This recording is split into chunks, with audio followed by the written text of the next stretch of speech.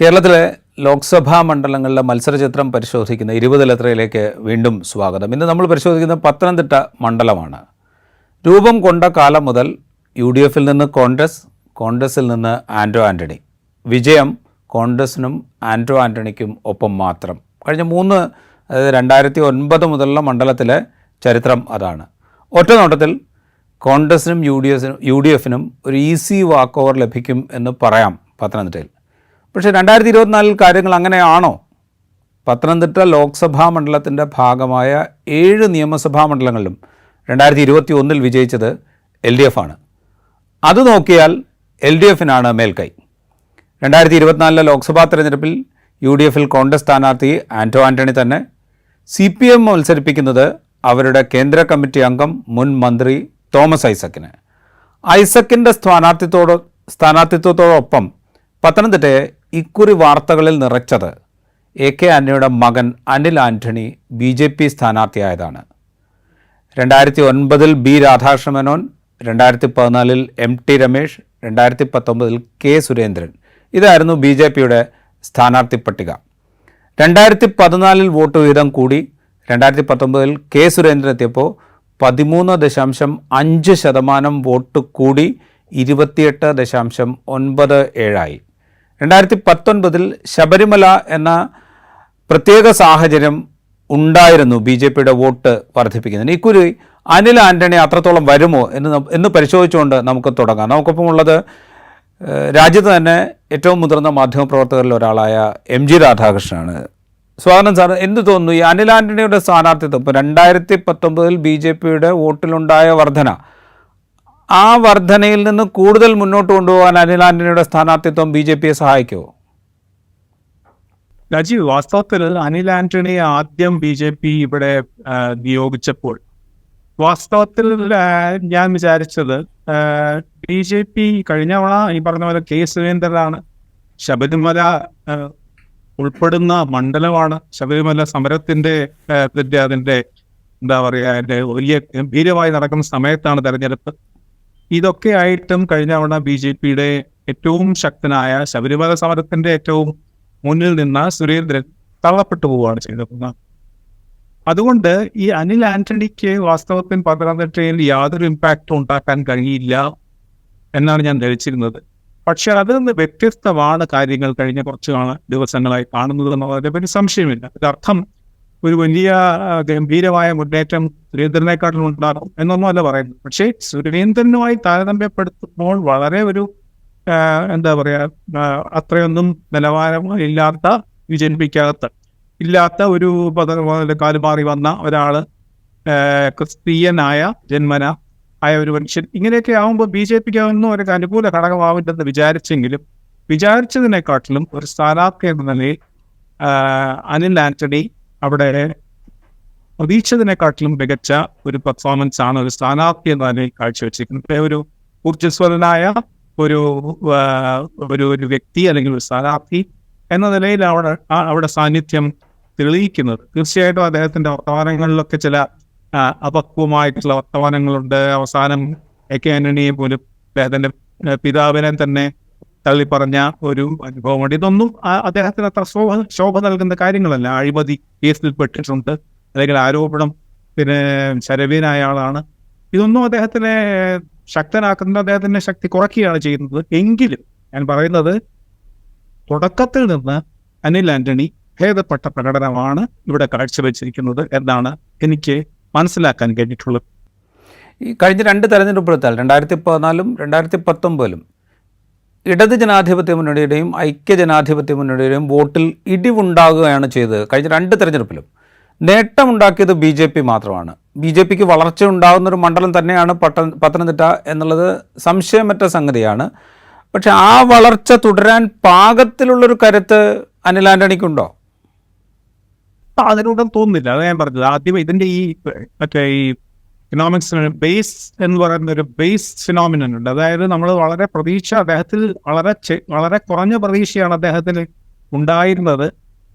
അതിൽ നിന്ന് ആ ബേസിൽ നിന്ന് ആ ബേസ് ഇയറിൽ നിന്നുള്ള അല്ലെങ്കിൽ ആ ബേസിന്റെ ലെവലിൽ നിന്ന് പിന്നെ നോക്കുമ്പോൾ ഈ പ്രചരണ രംഗത്ത് ഒരു മാസമായി അദ്ദേഹം വളരെ വളരെ ഒരു പ്രതീക്ഷിതനെ അപ്പുറം അദ്ദേഹം വന്നിട്ടുണ്ടെന്നുള്ളത് മാത്രമാണ്. കാരണം മുമ്പ് അദ്ദേഹത്തിന് വളരെ മോശമാകുമെന്ന് കരുതിയിരുന്നു, ഭേദപ്പെട്ടിട്ടുണ്ട്. എന്നാലും സുരേന്ദ്രൻ ഉണ്ടായിരുന്ന ഒരുപാട് അനുകൂല ഘടകങ്ങളുണ്ട്. ആ അനുകൂല ഘടകങ്ങളൊന്നും അനിൽ ആന്റണിക്കുണ്ടെന്ന് തന്നെ പറയുന്നത്. പക്ഷെ അനിൽ ആന്റണി മുന്നോട്ട് വന്നിട്ടുണ്ട്, തുടക്കത്തിൽ നിന്ന് മുന്നോട്ട് വന്നിട്ടുണ്ട്. അദ്ദേഹത്തിന്റെ സാന്നിധ്യം തെളിയിക്കാൻ ശ്രമിച്ചിട്ടുണ്ട്.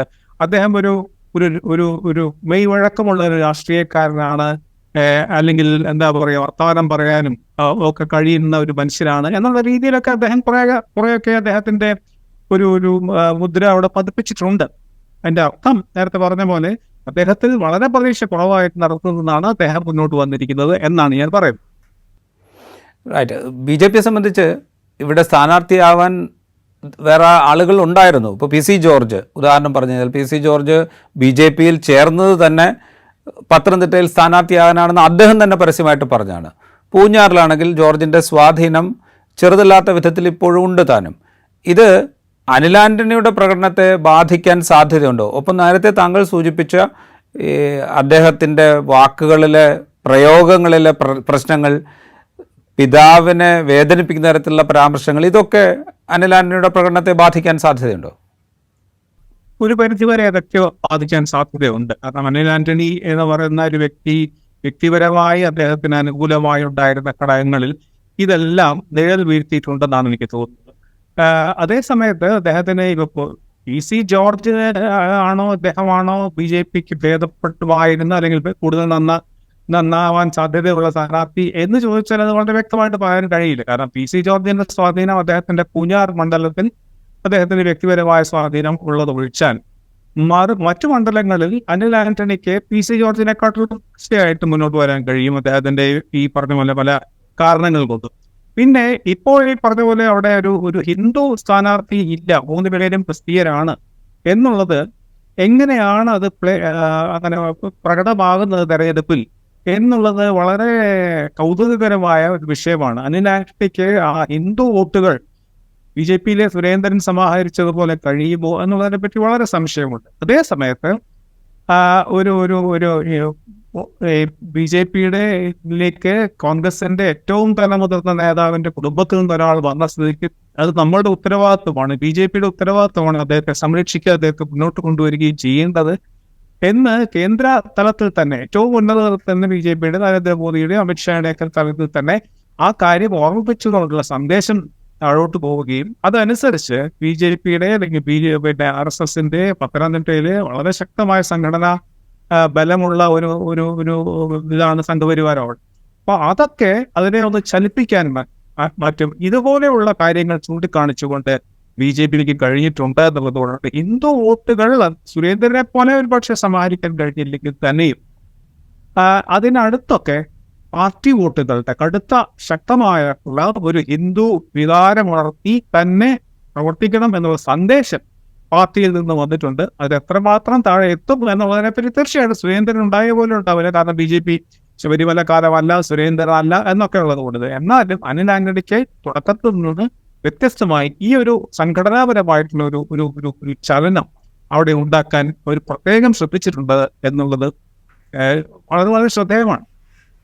നമ്മളിത് പറയുമ്പോൾ ഈ മണ്ഡലത്തിൻ്റെ ചരിത്രം ആദ്യം സൂചിപ്പിച്ചതുപോലെ തന്നെ കോൺഗ്രസിനും ആന്റോ ആന്റണിക്കും ഒപ്പമാണ്. 2009 ആന്റോ ആന്റണി ആദ്യത്തെ മത്സരത്തിനിറങ്ങുമ്പോൾ 1,11,206 ആയിരുന്നു അദ്ദേഹത്തിൻ്റെ ഭൂരിപക്ഷം. 2014 പക്ഷേ അത് 56,191 കുറഞ്ഞു. 2019 വീണ്ടും കുറയുന്നു, 44,243. എങ്കിൽ പോലും വലിയ ഭൂരിപക്ഷം ആന്റോ ആന്റണിക്കുണ്ട് എന്നുള്ളതിൽ തർക്കമില്ല. ഈ ആന്റോ ആന്റണിക്ക് MP എന്നുള്ള നിലയിൽ പത്തനംതിട്ടയിൽ ഒരു അഡ്വാൻറ്റേജ് ഉണ്ടോ? അദ്ദേഹം അവിടെ നിറഞ്ഞു നിന്ന ഒരാളാണ് എന്ന് പറയാൻ സാധിക്കുമോ? അത് ബുദ്ധിമുട്ടാണ്. കാരണം ആന്റോ ആന്റണിക്ക് ഇപ്പോൾ രാജു പറഞ്ഞതുപോലെ കഴിഞ്ഞ ഓരോ തെരഞ്ഞെടുപ്പുകളിലായിട്ട് അദ്ദേഹത്തിന്റെ ഭൂരിപക്ഷം കുറയുകയാണെന്ന് മാത്രമല്ല, അദ്ദേഹം പാർട്ടിക്കുള്ളിൽ തന്നെ അദ്ദേഹം ഒരു വലിയ വിഭാഗത്തിന്റെ എതിർപ്പ് ക്ഷണിച്ചു വരുത്തിയ ഒരാളാണ്. അതുകൊണ്ട് ആന്റോ ആന്റണി കഴിഞ്ഞ തവണ തന്നെ അദ്ദേഹത്തിന്റെ കാര്യം വളരെ ബുദ്ധിമുട്ടിലാണ് എന്നൊക്കെയാണ് ധരിച്ചിരുന്നത്. പക്ഷേ വലിയ കുഴപ്പമില്ലാതെ അദ്ദേഹം വോട്ട് വന്നു. അപ്പൊ ആന്റോ ആന്റണിക്ക് വ്യക്തിപരമായി കിട്ടുന്ന പാർട്ടിയുടെ അടിയുറച്ച ചില കോൺഗ്രസ് വോട്ടുകളും UDF വോട്ടുകളും ഒഴിച്ചാൽ സാധാരണ മറ്റു മണ്ഡലങ്ങളിൽ UDFനും കോൺഗ്രസിനും ആകർഷിക്കാൻ കഴിയുന്ന വോട്ടുകൾ അത്രയ്ക്ക് ആന്റോ ആന്റണിക്ക് ഇല്ല എന്നുള്ള ഒരു സത്യമാണ്. കഴിഞ്ഞ തെരഞ്ഞെടുപ്പിൽ തെളിഞ്ഞു. കഴിഞ്ഞ തെരഞ്ഞെടുപ്പിൽ ഒരു വലിയ എന്താ പറയുന്ന ഒരു വലിയ UDF അനുകൂല തരംഗം എന്ന് പറയാവുന്നതൊക്കെ ഉണ്ടായിട്ട് പോലും അദ്ദേഹത്തിന് കഴിഞ്ഞില്ല. അത് BJP-യുടെ ഒരു വലിയ സാന്നിധ്യവും BJP ഒരു ഇത്രയധികം 30% അടുത്തോളം വോട്ട് സമാഹരിച്ചതുമായിരുന്നൊരു കാരണമാണ്. അപ്പോൾ വാസ്തവത്തിൽ അനിൽ ആന്റണി എന്നുള്ള സ്ഥാനാർത്ഥിക്ക് വാസ്തവത്തിൽ ഒരു മൈനസ് പോയിന്റ് ആണ് അവിടെ UDF-നെ സംബന്ധിച്ചിടത്തോളം ഇത്തവണയും ഉള്ളത്. അപ്പോൾ അത് മറികടക്കുന്നത് കൊണ്ട് ഇപ്പോൾ ഒരു വലിയ പെർഫോമൻസ് കാഴ്ചവെക്കാനുള്ള വളരെ പ്രകടമായ കാരണങ്ങൾ, പ്രത്യക്ഷമായ ഘടകങ്ങളൊന്നും ഇപ്പോഴും കാണുന്നില്ല എന്നുള്ളത് സത്യം. ഇത് പറയുമ്പോൾ തന്നെ പത്തനംതിട്ട പരിഗണിക്കുമ്പോൾ UDF-ഉം ദുർബലമായിട്ടുണ്ട്. 2019 ഒപ്പം ഉണ്ടായിരുന്ന കേരള കോൺഗ്രസ് ഇക്കുറി LDF-ലാണ്. കോൺഗ്രസിനുള്ളിൽ തന്നെ പ്രശ്നങ്ങളുണ്ട്. ആ പ്രശ്നങ്ങളിൽ ആന്റോ ആന്റണിയെ എതിർക്കുന്ന വിഭാഗമുണ്ട്. ചില നേതാക്കൾ പാർട്ടി വിട്ടു, ചിലർ CPM-ലേക്കാണ് പോയത്. ഇത് എത്രത്തോളം ദുർബലമാക്കുന്നുണ്ട് UDF-നെയും കോൺഗ്രസിനെയും ഒപ്പം ആന്റോ ആന്റണിയും? വാസ്തവത്തിൽ വളരെ ശ്രദ്ധേയമായ മാറ്റമാണ് പത്തനംതിട്ട ജില്ലയിൽ കാണുന്നത്. കാരണം പത്തനംതിട്ട ജില്ല എന്ന് പറയുന്നത് അതിശക്തമായ UDF കോട്ടയായിരുന്നു എത്രയോ കാലം. അതിൻ്റെ പത്തനംതിട്ട ജില്ല ആവുന്നതിന് മുമ്പും ആ മണ്ഡലങ്ങൾ ഒപ്പം നിന്നതാണ്. വിമോചന സമരത്തിൻ്റെയും മറ്റും ഏറ്റവും പ്രധാനപ്പെട്ട എന്താ പറയുക സമരക്കളങ്ങളിൽ ഒന്നാണ്. അവിടെ ഒരു പ്രത്യേകിച്ച് ഒരു ഒരു കമ്മ്യൂണിസ്റ്റ് വിരുദ്ധ വോട്ടുകൾ എന്ന് പറയുന്ന ഒരു ക്രിസ്തീയ വോട്ടുകളായാലും ഒരു വലിയ വിഭാഗം ഉന്നത സവർണ ഹിന്ദു വോട്ടായാലും എല്ലാം പത്തനംതിട്ടയിൽ വന്നവരും അങ്ങനെ NSS-ന്റെ ഒക്കെ ഒരു പ്രധാനപ്പെട്ട കേന്ദ്രമാണ് ഈ മധ്യ തിരുവിതാംകൂറിന്റെ.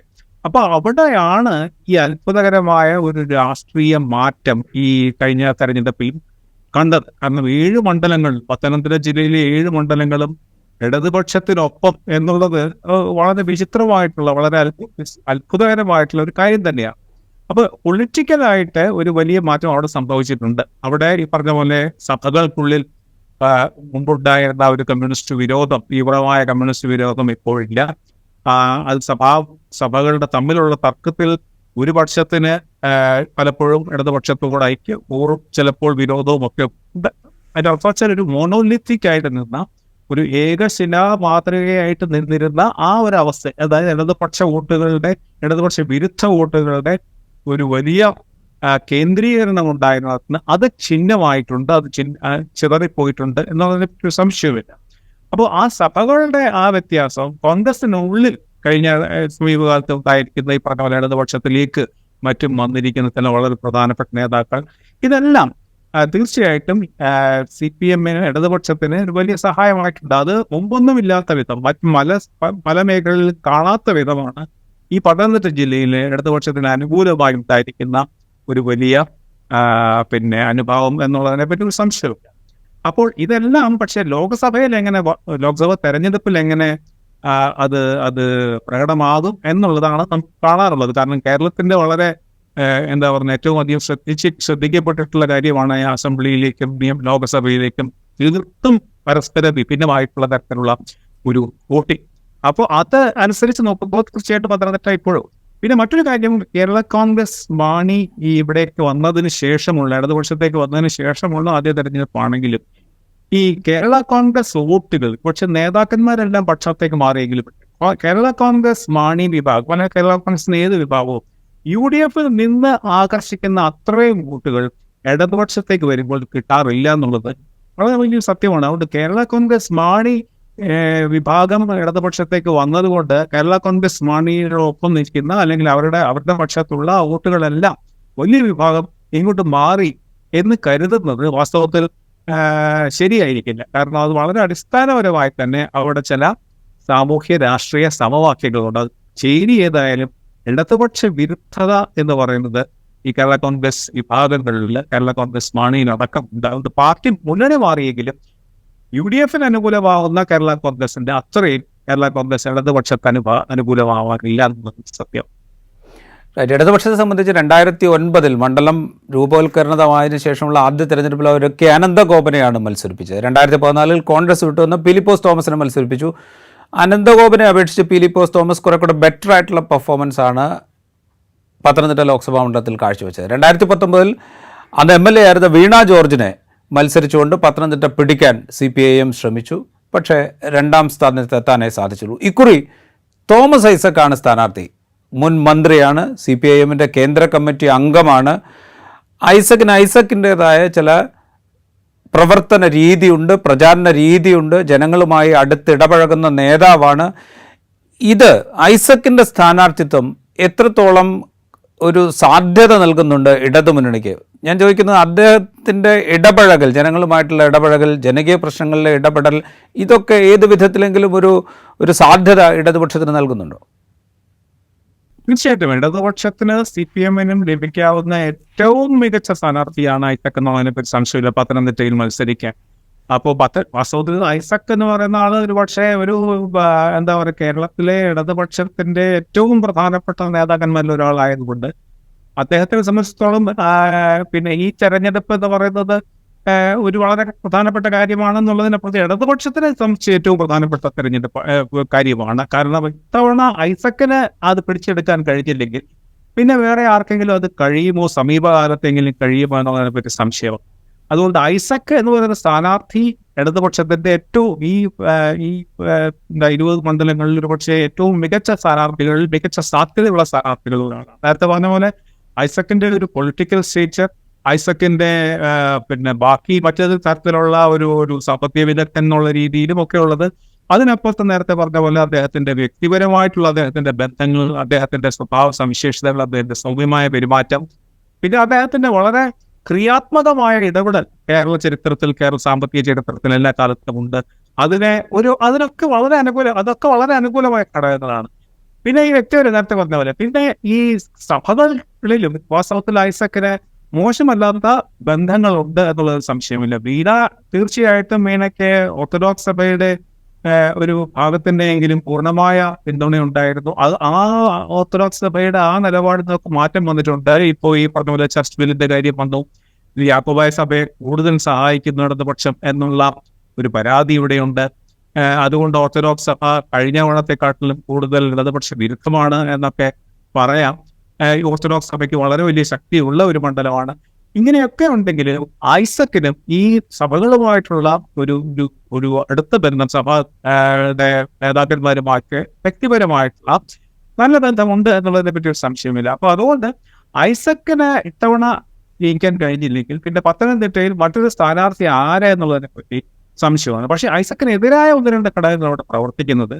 ഇതിപ്പോ ഇടതുപക്ഷ സർക്കാരിനെതിരായിട്ടുള്ള ഏറ്റവും പ്രധാനപ്പെട്ട വലിയ പരാതി അതിന്റെ സാമ്പത്തികമായിട്ടുള്ള മാനേജ്മെന്റ് മോശമാണ് എന്നാണ് എല്ലാവരും പിന്നെ ഇടതുപക്ഷത്തിന് വിമർശകർ കാര്യമായി ഉയർത്തുന്ന ഒരു പ്രധാനപ്പെട്ട പരാതി.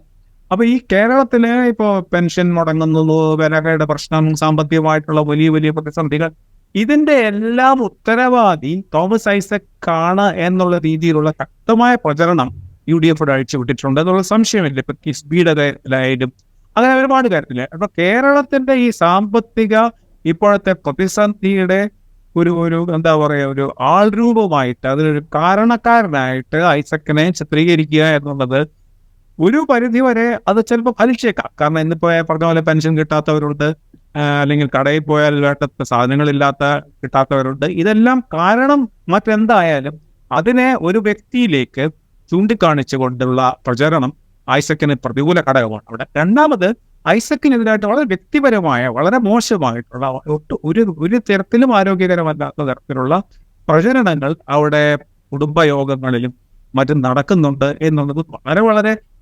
നിർഭാഗ്യകരമായ ഒരു അവസ്ഥയാണ്. അദ്ദേഹത്തിന്റെ വ്യക്തിപരമായിട്ടുള്ള ചില ആരോപണങ്ങൾ അദ്ദേഹത്തിനെ ഉയർത്തുകയും അപ്പോൾ സ്ത്രീകൾക്കിടയിലും മറ്റും വളരെ കാര്യമായ പ്രചരണം നടത്തുന്നുണ്ട്. വളരെ വ്യാജമായിട്ടുള്ള കാര്യങ്ങളാണെങ്കിൽ ആ പ്രചരണത്തിനും ഒരു പക്ഷേ പറഞ്ഞ പോലെ എന്തെങ്കിലും മോശമായി ഫലമുണ്ടാക്കാൻ കഴിയുമോ എന്നുള്ളതിനെ പറ്റി ആശങ്ക ഇടതുപക്ഷത്തുണ്ട് എന്നുള്ളൊരു സംശയം. അപ്പോൾ ശക്തമായ ഘടകങ്ങൾ, അനുകൂല ഘടകങ്ങളുണ്ടെങ്കിൽ ചില ദുർബല ഘടകങ്ങളുണ്ട്. പക്ഷേ പറഞ്ഞ പോലെ എന്തെങ്കിലും ഈ സമീപകാലത്ത് ഇടതുപക്ഷം പത്തനംതിട്ട ലോക്സഭ വിജയിക്കുമെങ്കിൽ അത് ഐസക്കിലൂടെ ആവണം, അത് ഇക്കുറിയാകണം. അല്ലെങ്കിൽ കുറച്ചു കാലത്തേക്കെങ്കിലും വീണ്ടും പഴയ നില തുടരാനുള്ള പത്തനംതിട്ടയിൽ സാധ്യത. താങ്കൾ നേരത്തെ സൂചിപ്പിച്ച ഈ സമുദായ ഘടകം, വോട്ടർമാരുടെ സമുദായം തിരിച്ചെടുത്ത കണക്കെടുത്താൽ പത്തനംതിട്ടയിൽ ഏതാണ്ട് 40% ക്രിസ്തുമത വിശ്വാസികളാണ്. അതിൽ തന്നെ പ്രാമുഖ്യം ഓർത്തഡോക്സ് സഭക്കാർക്ക്. പിന്നെ വരിക യാക്കോബായ വിഭാഗം, മറ്റു റീത്തുകളുടെ സാന്നിധ്യവുമുണ്ട്. പള്ളിത്തർക്കത്തിൽ യാക്കോബായ വിഭാഗത്തിനൊപ്പം എന്ന തോന്നലുള്ളതുകൊണ്ട് തന്നെ ഓർത്തഡോക്സ് സഭയ്ക്ക് അത്ര പഥ്യമില്ല.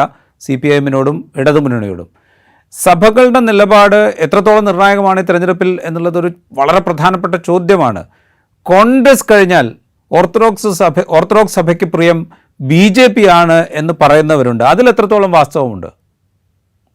BJP തീർച്ചയായിട്ടും ഈ സഭകൾക്കുള്ളിൽ നടത്തിയിരിക്കുന്ന ഈ പ്രവർത്തനം, അത് BJP നടത്തിയ പ്രവർത്തനം മാത്രമല്ല, ഒരു മുസ്ലിം വിരുദ്ധ ഒരു മനോഭാവം, അല്ലെങ്കിൽ അത് സഭകൾക്ക് പൊതുവേ ക്രിസ്തീയ സഭകളിലുണ്ട്. അത് ഏറ്റവും ശക്തമായ കത്തോലിക്ക സഭയിലാണ്.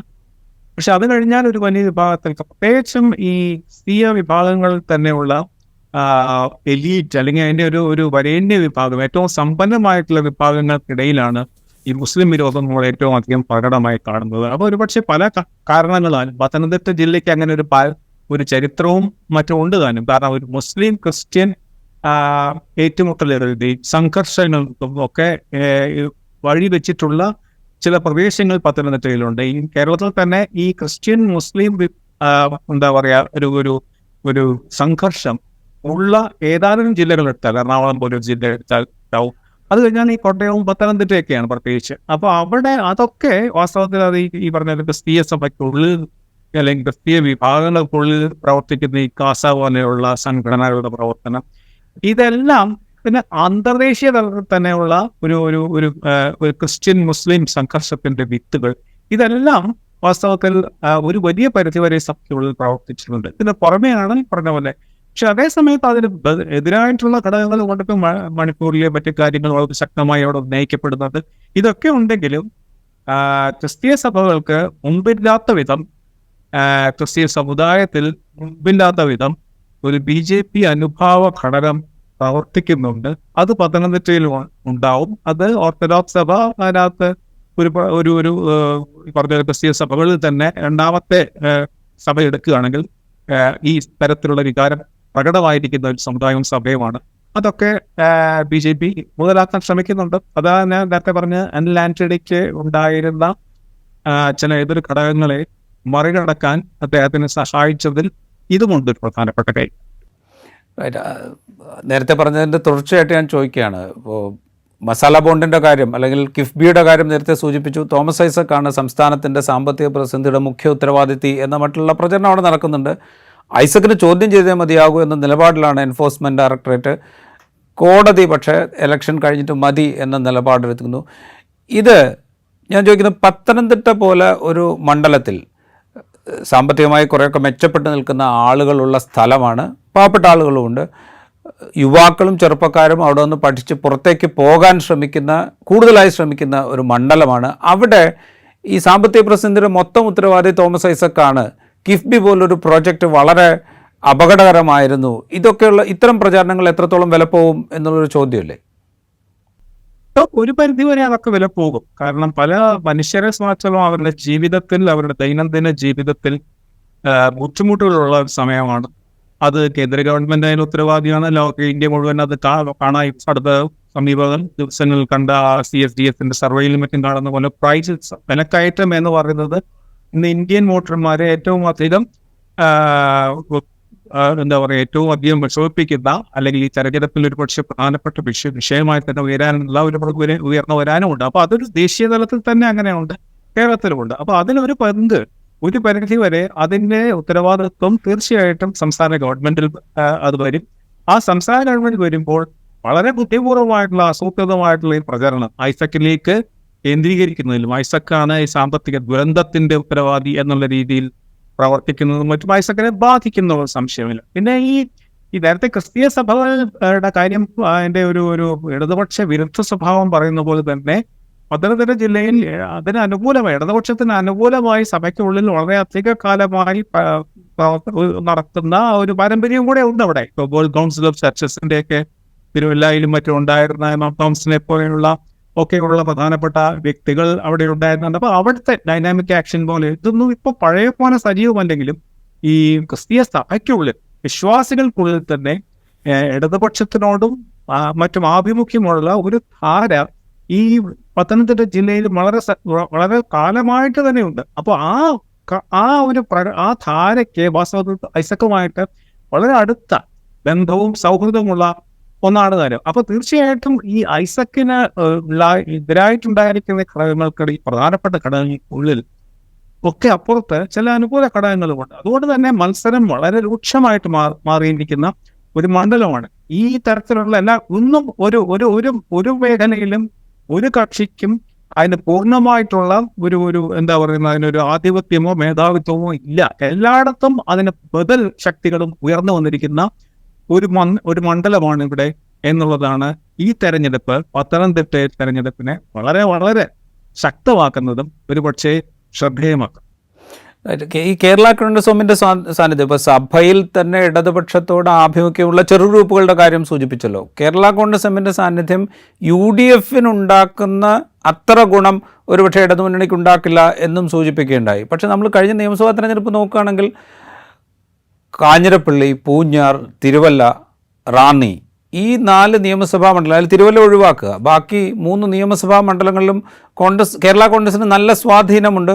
അത് നിയമസഭാ തെരഞ്ഞെടുപ്പിൽ LDF-ന് ഗുണം ചെയ്തിട്ടുമുണ്ട്. കാരണം കേരള കോൺഗ്രസ് വോട്ടുകൾ ഇടതുമുന്നണിയിലേക്ക് ഷിഫ്റ്റ് ചെയ്തതിൻ്റെ ഫലം നമ്മൾ ഈ മണ്ഡലങ്ങളിൽ കാണുന്നുണ്ട്. അപ്പോൾ അത് ഈ ലോക്സഭാ തെരഞ്ഞെടുപ്പിലും അത്രത്തോളം കിട്ടാൻ സാധ്യതയുണ്ടോ? ലോക്സഭാ തെരഞ്ഞെടുപ്പ് അത്രയും കിട്ടാൻ വഴിയില്ല. ഇപ്പൊ തന്നെ ഈ പറഞ്ഞ പോലെ ഇവിടെ ഈ കേരള കോൺഗ്രസ് മാണിച്ച് ഈ പറഞ്ഞ മണ്ഡലങ്ങളിലൊക്കെയുള്ള സ്വാധീനത്തിന്റെയും അതിനൊപ്പമുണ്ടായിരുന്ന വോട്ടുകളുടെയും ഒരു പങ്ക് വന്നിട്ടില്ല എന്നുള്ളതൊരു ശരിയാണ്. കാരണം ഇത്രയല്ല വരേണ്ടത്, ഇതിൽ കൂടുതൽ. കാരണം കേരള കോൺഗ്രസിന് ആ പ്രദേശത്തുള്ള സ്വാധീനവും മറ്റും വെച്ച് നോക്കുമ്പോൾ വാസ്തവത്തിൽ ഈ ഇടതുപക്ഷത്തിനെ വിജയിപ്പിച്ചു എന്നുള്ള ശരിയാണെങ്കിലും ലോക്സഭാ തെരഞ്ഞെടുപ്പ് ആകുമ്പോഴേക്കും വേണ്ട ഒരു വലിയ ഒരു എന്താ പറയുക, ഒരു പിന്തുണ അല്ലെങ്കിൽ വലിയ ഒരു വോട്ടിന്റെ പിന്തുണ അത്രയും കിട്ടില്ല എന്ന് ഞാൻ പറയും. കാരണം കേരള കോൺഗ്രസ് മാണി വന്നുകൊണ്ട് തീർച്ചയായിട്ടും ഒരു വലിയ പരിധി വരെ കേരളത്തിൽ അത് ഇടതുപക്ഷത്തിന് അനുകൂലമാണെന്നുള്ള സംശയമില്ല.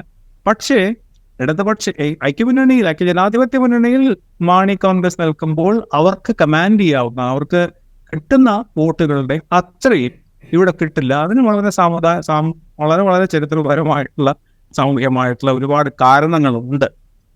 അതിപ്പോ നമ്മൾ ഈ ലോക്സഭയിൽ ഇപ്പോൾ കോട്ടയം പോലൊരു ലോക്സഭാ മണ്ഡലത്തിൽ ഇപ്പൊ പല സ്ഥലത്തും ഇത് കാണുന്ന ഒരു പ്രവണതയാണ്. അത് ഇവിടെയും അങ്ങനെയൊക്കെ ഉണ്ടാവും. നമ്മൾ ഈ പ്രാദേശികമായ വിഷയങ്ങളിലേക്ക് വന്നാൽ ഇപ്പോൾ റബ്ബറിൻ്റെ വിലയിടിവ്, അത് കോട്ടയത്ത് എങ്ങനെയാണോ അത്രത്തോളം ഇല്ലെങ്കിലും പത്തനംതിട്ടയിലും ഒരു വിഷയമാണ്. അതുപോലെ വന്യമൃഗശല്യം, അടുത്തിടെ കാട്ടാനയുടെ ആക്രമണത്തിൽ ഒരാൾ മരിച്ചത് വലിയ പ്രതിഷേധത്തിന് കാരണമായി. അതിന് മുൻപന്തിയിൽ ആൻ്റണി ഉണ്ടാവുകയും ചെയ്തു. ഇത്തരം വിഷയങ്ങൾ പ്രാഥമികമായി, ഇപ്പോൾ നേരത്തെ പറഞ്ഞ ക്ഷേമ പെൻഷൻ ഉൾപ്പെടെയുള്ള വിഷയങ്ങൾ പ്രാഥമികമായി ഇടതുപക്ഷത്തിനെ ബാധിക്കും. അതിൻ്റെ ഒരു വലിയ പങ്ക് ഐസക്കിന് വഹിക്കേണ്ടിയും വരും. അതാണ് ഐസക്കിന്റെ മുമ്പിലുള്ള പ്രതിസന്ധികളിൽ, വെല്ലുവിളികളിൽ മുഖ്യമാണ് ഈ ഘടകങ്ങളൊക്കെ. ഇതിൽ ഈ പറഞ്ഞ പോലെ വളരെ പ്രാദേശികമായ കാരണങ്ങൾ മുതൽ ദേശീയവും സംസ്ഥാന തലത്തിലൊക്കെയുള്ള ഘടകങ്ങൾ, ഇതെല്ലാം പ്രശ്നം തന്നെയാണ്. ഇതിപ്പോ ഒരുപക്ഷെ ഈ തെരഞ്ഞെടുപ്പിൽ എവിടെ നോക്കിയാലും, കേരളം മുഴുവൻ എവിടെ നോക്കിയാലും ഒരു നറേറ്റീവ്, ഈ തെരഞ്ഞെടുപ്പുകളെ പറ്റി പറയുന്നത് it's A battle of narratives. ആരുടെ ആഖ്യാനമാണ് കൂടുതൽ ഫലപ്രദമാകുന്നത് അവരാണ് തെരഞ്ഞെടുപ്പിന്റെ വിജയി അല്ലെങ്കിൽ പരാജയമാർക്കം തെളിയിക്കുന്നത്. അല്ലാതെ വളരെ കൃത്യമായ, വളരെ വസ്തുനിഷ്ഠമായ ഘടകങ്ങൾ മറ്റും വിലയിരുത്തിയല്ല. ഒരു വൈകാരികമായിട്ടുള്ള ഇതാണ് ഒരു ഏറ്റവും ശക്തമായി മുന്നോട്ട് വരുന്ന ആഖ്യാനം ഏതാണ്, ഇതൊക്കെയാണ് ഏറ്റവും പ്രധാനം. അങ്ങനെ നോക്കുമ്പോൾ ഈ സമീപകാലത്ത് കേരളത്തിലുണ്ടായ ഇടതുപക്ഷ വിരുദ്ധ ഒരുപാട് ഘടകങ്ങൾക്ക് ഒരു ബദൽ നറേറ്റീവ്, ഒരു ബദൽ ആഖ്യാനം ചെയ്യാൻ ഈ ഗവൺമെന്റോ അതിന്റെ ഇടതുപക്ഷ മുന്നണിക്കോ കഴിഞ്ഞിട്ടില്ല, ശ്രദ്ധിച്ചിട്ട് പോലുമില്ല. അതിനൊക്കെ പിഴ മൂളേണ്ടി വരുന്ന അത് പലപ്പോഴും തെരഞ്ഞെടുപ്പിലാവാം. അത്രമാത്രം ഒരു വില കൊടുക്കാൻ ഒരുപക്ഷെ ഐസക്ക് നിർബന്ധിതനായേക്കും എന്നുള്ളത് നമ്മൾ കാണാതിരുന്നോളൂ. ഇപ്പോൾ നേരത്തെ അനിൽ ആൻ്റണിയുടെ കാര്യം സൂചിപ്പിച്ചപ്പോൾ 2019 കെ സുരേന്ദ്രൻ്റെ പെർഫോമൻസിനെ കുറിച്ച് സംസാരിച്ചിരുന്നു. ശബരിമലയിൽ പ്രായഭേദമില്ലാതെ സ്ത്രീകൾക്ക് പ്രവേശനം നൽകണമെന്ന സുപ്രീം കോടതി വിധി നടപ്പാക്കാൻ സംസ്ഥാന സർക്കാർ ശ്രമിച്ചത് ഹിന്ദുവിരുദ്ധമാണ് എന്ന് വരുത്തി തീർക്കാൻ BJP വലിയ തോതിൽ ശ്രമിച്ചതിൻ്റെ ഫലം കൂടിയായിരുന്നു 2019 കെ സുരേന്ദ്രൻ പത്തനംതിട്ടയിൽ നേടിയ വോട്ട് കൂടിയെങ്കിലും ആ തെരഞ്ഞെടുപ്പ് നടക്കുമ്പോഴും സുരേന്ദ്രൻ ഇതാ 2ാം സ്ഥാനത്തേക്കെങ്കിലും എത്തും എന്ന പ്രചരണം ഉണ്ടായിരുന്നു. പക്ഷേ വോട്ട് കൂടിയെങ്കിലും 3ാം സ്ഥാനമേ കിട്ടിയുള്ളൂ. അത്തരം സാഹചര്യങ്ങളൊന്നുമില്ലാതിരിക്കെ BJP 3ാം സ്ഥാനത്തിന് അപ്പുറത്തേക്ക് വരിക എന്നുള്ളൊരു സാധ്യത അത് പത്തനംതിട്ടയിൽ ഉണ്ടോ? ഇനിയിപ്പോൾ ബി ജെ പിക്ക് ഏതെങ്കിലും വിധത്തിൽ വോട്ടുകൾ നഷ്ടമാകുന്നു എന്ന് വിചാരിക്കുക, പ്രത്യേകിച്ച് ഹിന്ദു ഭൂരിപക്ഷത്തിൻ്റെ വോട്ടുകളിൽ ഇടിവുണ്ടാവുന്നു എന്ന് വിചാരിക്കുക. അങ്ങനെയാണെങ്കിൽ അതൊരു പക്ഷേ ഇടതുപക്ഷത്തിന് ഗുണമാകില്ലേ? തീർച്ചയായിട്ടും അതാണ് ഒരു ഗുണം കിട്ടാൻ സാധ്യതയുള്ളത്. പക്ഷെ അവിടെ ഈ പറഞ്ഞ പോലെ ഒരു ഇടതുപക്ഷ ഹിന്ദു വോട്ടുകൾ മറ്റെന്ത് കാരണമായാലും ഹിന്ദു വോട്ടുകളുടെ ഒരു ഭാഗം ഇടതുപക്ഷത്തോട് ആഭിമുഖ്യമുണ്ടായിരുന്ന ഒരു വിഭാഗം പോലും ശബരിമലയിൽ കാര്യത്തിലൊക്കെ സ്വീകരിച്ച നിലപാടുകൾ എന്താണെന്ന് നമുക്കറിയാം. അത് പിന്നെ വളരെ കൃത്യമായിട്ട് കേരളത്തിൽ അത് കണ്ടതാണ്. കാരണം ഇടതുപക്ഷം പോലും പിന്നീട് അവർ ആദ്യം സ്വീകരിച്ച ഉറച്ച നിലപാടുകളിൽ നിന്ന് പിന്നോക്കം പോകാനുള്ള ഒരു പ്രധാനപ്പെട്ട കാരണം ഈ ഇടതുപക്ഷത്തോട് ആഭിമുഖ്യമുള്ള ചില വിഭാഗങ്ങളിൽ പോലും നമ്മുടെ ഈ പരമ്പരാഗതമായിട്ടുള്ള ഈ വിചാരങ്ങൾ, ഈ തോന്നലുകൾ, ആചാരങ്ങളും അതുപോലെ ബന്ധപ്പെട്ട്, കാരണം അത് സ്വാഭാവികം. കാരണം ഒരു വിഭാഗത്തെ, ഒരു സമുദായത്തെ വളരെ ശക്തമായി അവരങ്ങനെ പ്രൊജക്റ്റ് ചെയ്യുക, അത് സ്വാധീനിക്കുക, അതിനു വേണ്ടിയിട്ട് പ്രചരണം നടത്തുമ്പോൾ അതിൽ നിന്ന് ഒഴിഞ്ഞു നിൽക്കാൻ വളരെ വളരെ ആഴത്തിലുള്ള പൊളിറ്റിക്കൽ സെൻസ് ഉള്ള അല്ലെങ്കിൽ പൊളിറ്റിക്കൽ കൺവിക്ഷൻസ് ഉള്ളവർക്ക് മാത്രമേ കഴിയുള്ളൂ. അതല്ലല്ലോ മഹാഭൂരിപക്ഷം സാധാരണക്കാരാണ്. അവർക്ക് ചുറ്റിനും നടന്നു വരുന്ന എല്ലാത്തരം പ്രചരണങ്ങൾക്കും അവരെ വിധേയരാകും. ഇതൊക്കെ ഉള്ളത് കൊണ്ട് തന്നെ ഒരു വലിയ വിഭാഗം പിന്നെ ഹിന്ദുക്കൾ ഇടതുപക്ഷത്തോടൊപ്പം നിന്നവരിൽ ഒരു വലിയ വിഭാഗം, പ്രത്യേകിച്ച് പത്തനംതിട്ടയിലൊക്കെ വളരെ പ്രകടമായിരുന്നു, അത് ഇടതുപക്ഷ വിരുദ്ധ നിലപാടാണ് സ്വീകരിച്ചത്. അപ്പോൾ ഇത്തവണ അങ്ങനെ ഉണ്ടാവില്ല എന്നാണ് എനിക്ക് തോന്നുന്നത്. ആ വോട്ടുകളിലെ ഒരു പങ്ക് തീർച്ചയായിട്ടും തിരിച്ചിടതുപക്ഷത്തേക്ക് വരും. അത് ഐസക്കിനെ സഹായിക്കുകയും ചെയ്യും. ബി ജെ പി 3ാം സ്ഥാനത്തിന്റെ മുമ്പോട്ട് വരുമെന്ന് എനിക്ക് യാതൊരു ഒട്ടും തന്നെ തോന്നുന്നില്ല. 3ാം സ്ഥാനത്തല്ലാതെ 2ാം സ്ഥാനത്തേക്കും മറ്റും വരാനുള്ള സാധ്യത വളരെ കുറവാണ്. ഈ പറഞ്ഞ ഘടകങ്ങളൊക്കെ കൊണ്ട് തന്നെ ഇടതുപക്ഷത്തിന് അനുകൂലമായിട്ട് ഈ പറഞ്ഞ പോലെ ശബരിമല കാലത്ത് നഷ്ടപ്പെട്ട അല്ലെങ്കിൽ ചോർന്നു പോയ ഒരു വിഭാഗം വോട്ടുകളെങ്കിലും മുഴുവനോടെ വരില്ല. കാരണം ചില പോയ ഒരു പങ്കിപ്പോ പൂർണ്ണമായിട്ടും BJP പക്ഷത്തേക്ക് മാറിക്കഴിഞ്ഞിട്ടുണ്ട്. പക്ഷെ ഒരു പങ്ക് തിരിച്ചു വരും എന്നുള്ളതിനെ പറ്റി നമുക്ക് ഉറപ്പിക്കാം ഈ തെരഞ്ഞെടുപ്പ്. അവസാനമായി ഞാനൊരു കാര്യം ചോദിക്കട്ടെ, ഇപ്പോൾ തെരഞ്ഞെടുപ്പ് ലോക്സഭയിലേക്കാണ്. നേരത്തെ പറഞ്ഞല്ലോ ലോക്സഭയിലേക്കും നിയമസഭയിലേക്കും 2 പാറ്റേണിൽ വോട്ട് ചെയ്യുന്ന പതിവുണ്ട് കേരളത്തിൽ എന്ന്. അങ്ങനെ ലോക്സഭയിലേക്ക് ആയതുകൊണ്ട് അതുകൊണ്ടുള്ളൊരു മേൽക്കൈ, പതിവായി ലഭിക്കുന്നൊരു മേൽക്കൈ കോൺഗ്രസിന് അത് ഇക്കുറിയും പത്തനംതിട്ടയിൽ ഉണ്ടാവും. തീർച്ചയായിട്ടും ലോക്സഭയിൽ എല്ലാ കാലത്തും മിക്കവാറുമുള്ള എല്ലാ മണ്ഡലങ്ങളിലും ഇടതുപക്ഷത്തിന് ക്ഷീണമുണ്ട്. അവിടെ എപ്പോഴും കിട്ടുന്ന മേൽക്കൈ UDF-നാണ്. ആ മേൽക്കൈ കൊണ്ട് തന്നെയാണ് പത്തനംതിട്ടയിൽ കഴിഞ്ഞ തവണയും ഈ ഇടതുപക്ഷം 2 വർഷം കഴിഞ്ഞപ്പോഴേക്കും 7 മണ്ഡലങ്ങളും പിടിച്ച ഒരു മണ്ഡലത്തിൽ പോലും 2 വർഷം മുമ്പ് നടന്ന ലോക്സഭാ തെരഞ്ഞെടുപ്പിൽ അദ്ദേഹം ഏതാണ്ട് 2 ലക്ഷത്തോളം വിജയിച്ചത്. അതുകൊണ്ട് ആ ലോക്സഭയിലുള്ള പരമ്പരാഗതമായിട്ടുള്ള UDF മേൽക്കൈ തുടരും. അതേ സമയത്ത് പത്തനംതിട്ടയിൽ സമീപകാലത്തൊന്നും കണ്ടിട്ടില്ലാത്ത തരത്തിലുള്ള വെല്ലുവിളി ഉയർത്താൻ തോമസ് ഐസക്കിന് കഴിഞ്ഞിട്ടുമുണ്ട്. റൈറ്റ്. 4ാം ഊഴം ഒട്ടും എളുപ്പമല്ല ആന്റണിക്ക്. തോമസ് ഐസക്കിന് ആദ്യ ലോക്സഭാ മത്സരം എന്നുള്ളത് വലിയ കടുപ്പമേറിയതുമാണ്. ഈ മത്സരത്തിൽ 3ാം സ്ഥാനം എളുപ്പത്തിൽ ഉറപ്പിക്കാം അനിൽ ആന്റണിക്ക്. BJP അധികമായി പിടിക്കുകയോ BJPക്ക് നഷ്ടമാവുകയോ ചെയ്യുന്ന വോട്ടുകൾ പത്തനംതിട്ടയുടെ വിധി നിർണ്ണയിക്കുന്നതിൽ പ്രധാനമായേക്കും.